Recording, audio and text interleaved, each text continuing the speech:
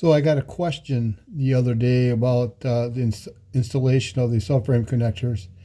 Um, eBay product or seller off of eBay. Had to drill some holes. That's how they mount on the inside to the frame rail. And they mount to the outside like that. Nice project, you know. First time I ever bought those type of subframe connectors, but I'm okay with them. So that's how they mount. They mount to the frame on the inside with bolts that are supplied.